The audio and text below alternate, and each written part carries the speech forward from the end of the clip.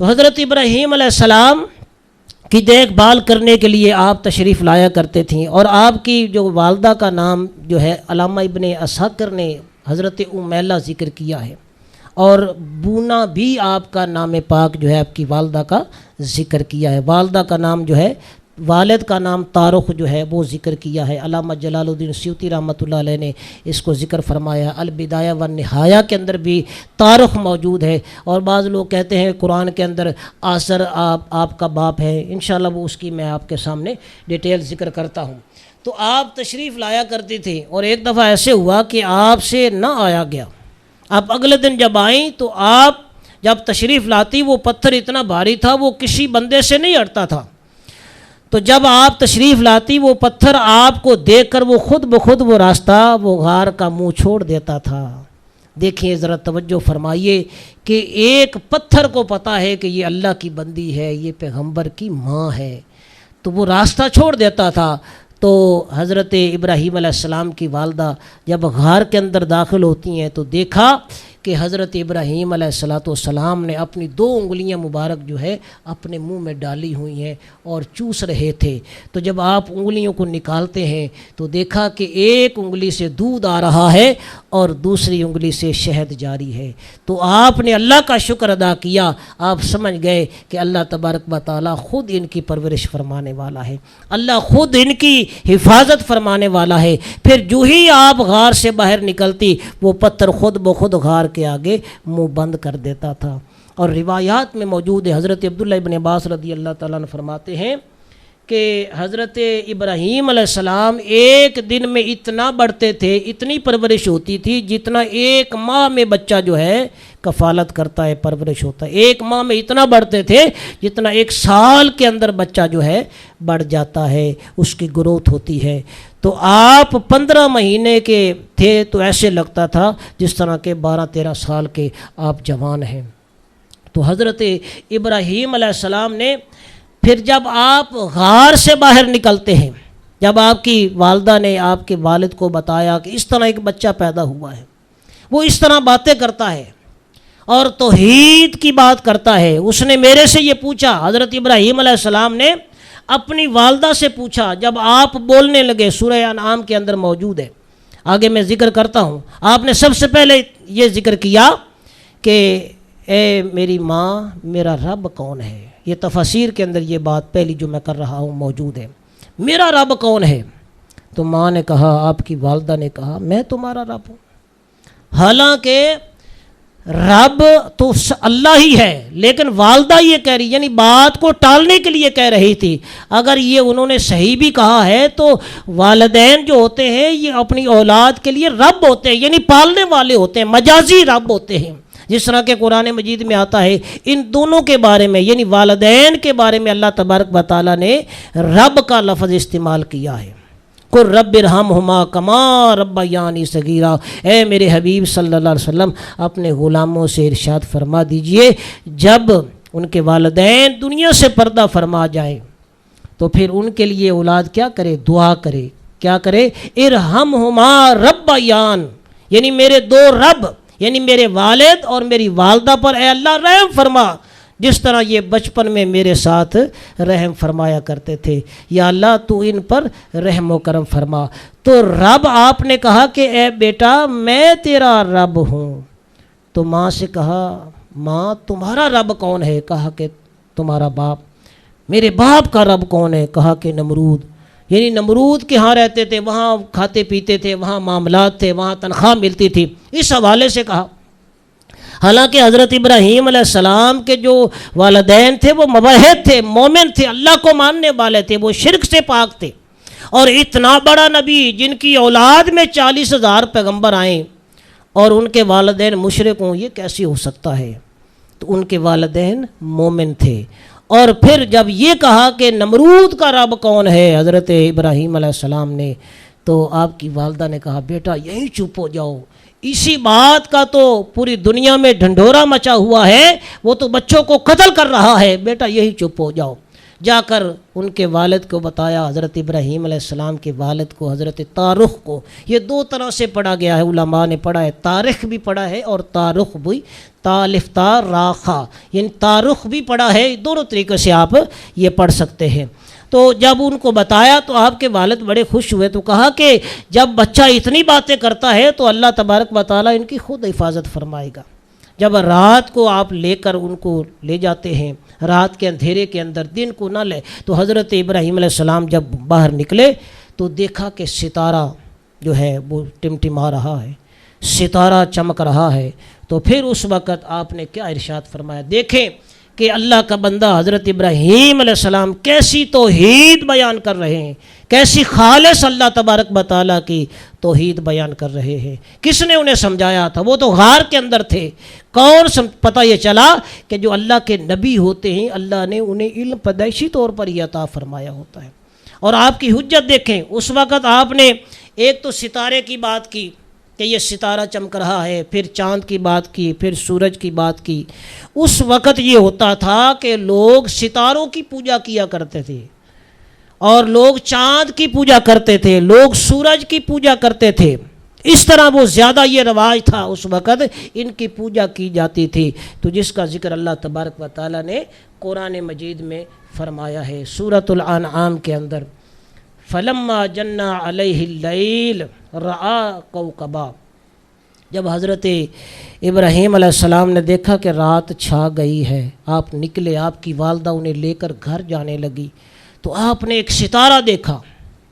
آپ نے ستارہ دیکھا تو آپ نے کیا کہا؟ قال ھذا ربی۔ آپ نے اس ستارے کو دیکھا اور وہ چمک رہا تھا، کہا کہ یہ میرا رب ہے، یہ میرا پالنے والا ہے۔ اور جب وہ ستارہ غروب ہو جاتا ہے تو پھر آپ کیا، فلما آفلا، جب وہ غروب ہو گیا تو پھر آپ فرمانے لگے قال لا احب الآفلین۔ آپ نے فرمایا جو ڈوبنے والے ہیں، جو غروب ہونے والے ہیں، میں انہیں پسند نہیں کرتا۔ یعنی آپ یہ حجت کے طور پر، یعنی اللہ کی توحید، اللہ ایک ہے، آپ کو پتہ تھا، اللہ تبارک و تعالیٰ نے انہیں یہ علم لدنی عطا فرمایا تھا کہ اللہ جو ہے وہ مجبور محض نہیں ہے، اللہ ہر مجبوری سے پاک ہے، ہر نقص سے پاک ہے، ہر قید سے، ہر غروب ہونے سے، ہر ڈوبنے سے پاک ہے، ہر زوال سے پاک ہے۔ انہیں پتہ تھا، اور آپ اپنی قوم کو یہ سمجھانا چاہتے تھے۔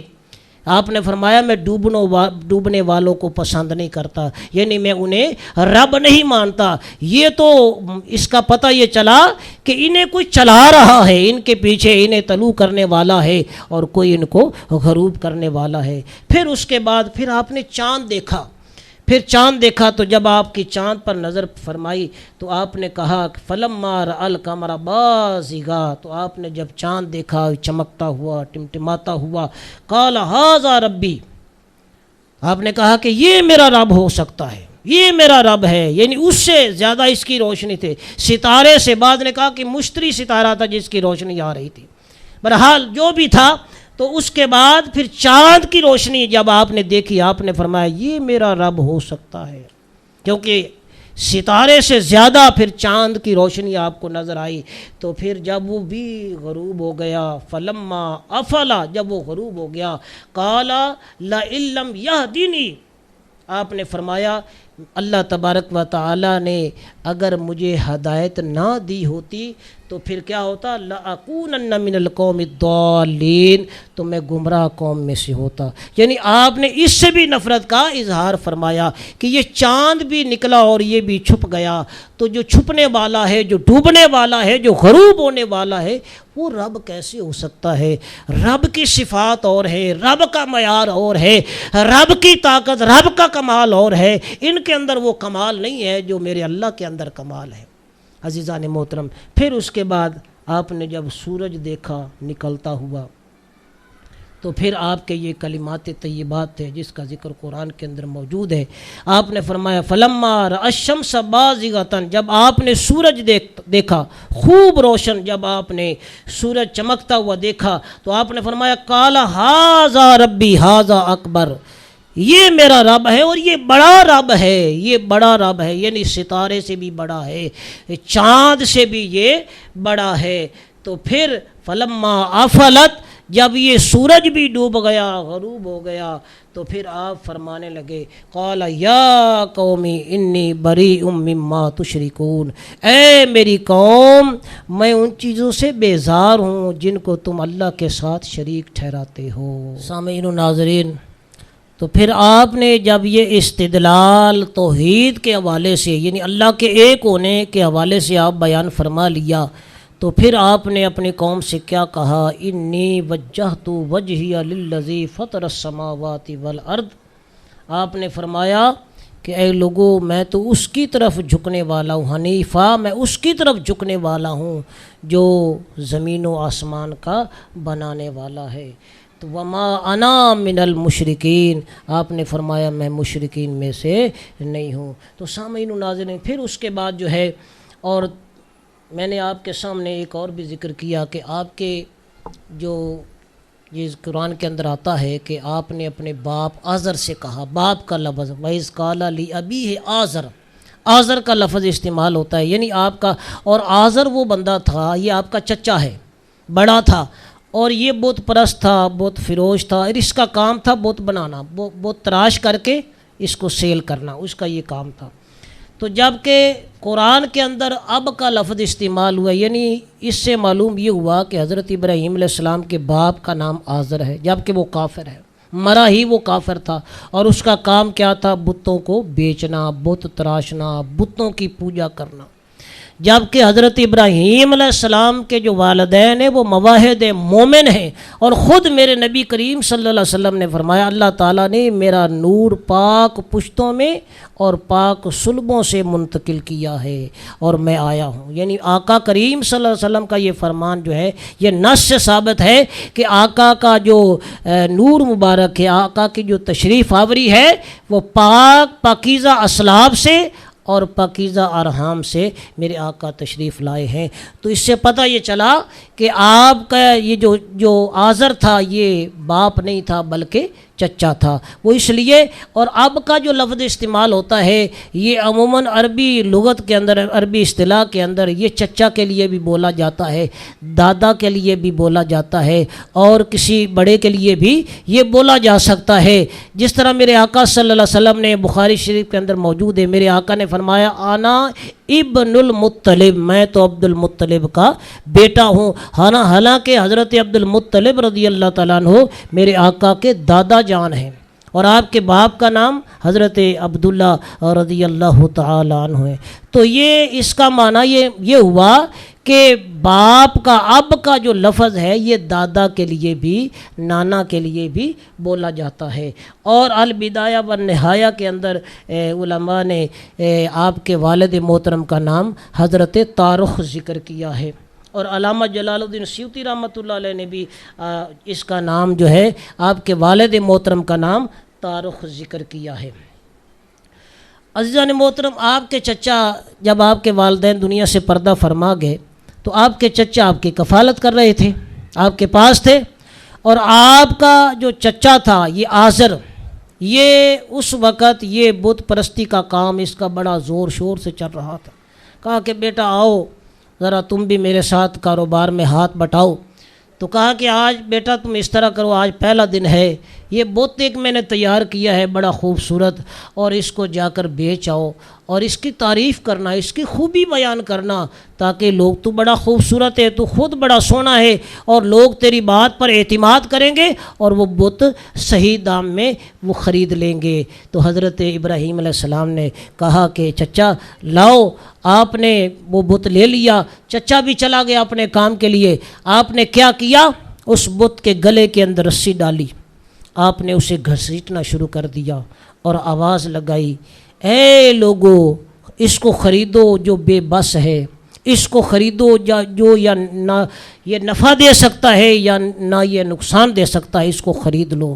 آؤ جو خود بھی جو کچھ نہیں کر سکتا، اس کے بدن پر مکھی بیٹھ جائے وہ نہیں، اڑا سکتا، آؤ اس کو خرید لو۔ یہاں تک کہ حضرت ابراہیم علیہ السلام اس بت کو ایک پانی کی طرف، ایک چشمے کی طرف لے جاتے ہیں اور وہاں جا کر اس کو ڈبو دیتے ہیں، کہا کہ تم پیاسے ہو پانی پی لو، اور تمہیں بھوک لگی ہوگی پانی پی لو۔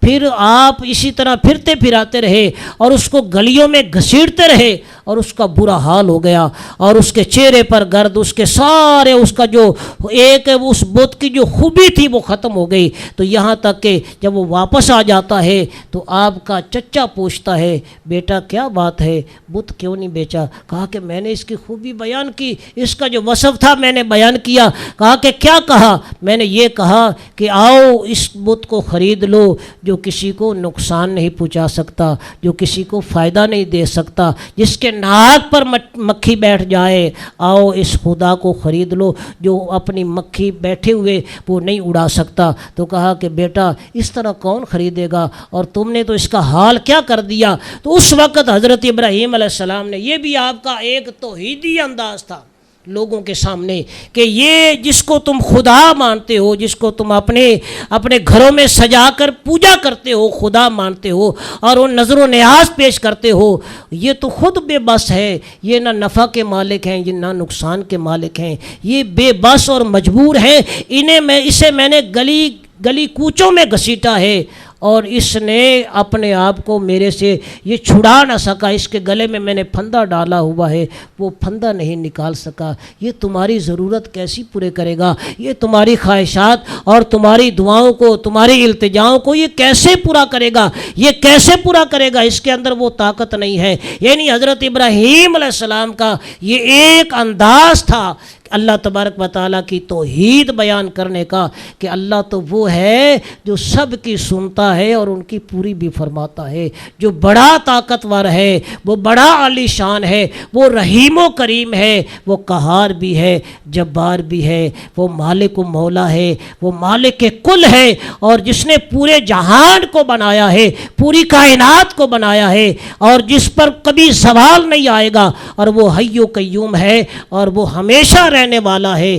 اور وہ تو اس کے حوالے سے آپ تبلیغ فرما رہے تھے، تو آپ نے کہا، تو آپ کے چچا نے کہا کہ بیٹا یہ کیسے بول سکتے ہیں، یہ کیسے اپنے آپ کو بچا سکتے ہیں؟ تو کہا کہ اے ابا جان، قرآن کے اندر اس کا ذکر ہے، یا اباتی، اے یعنی چچا، ابد کا لفظ استعمال ہوا، اے چچا، لما تعبد ما لا يسمع ولا يبصر ولا يغني عنك شيئا، اے میرے چچا تم اس کی عبادت کیوں کرتے ہو جو دیکھ نہیں سکتے، جو سن نہیں سکتے، جو کسی کو نقصان، کسی کو فائدہ نہیں پہنچا سکتے، تم اس کی عبادت کیوں کرتے ہو؟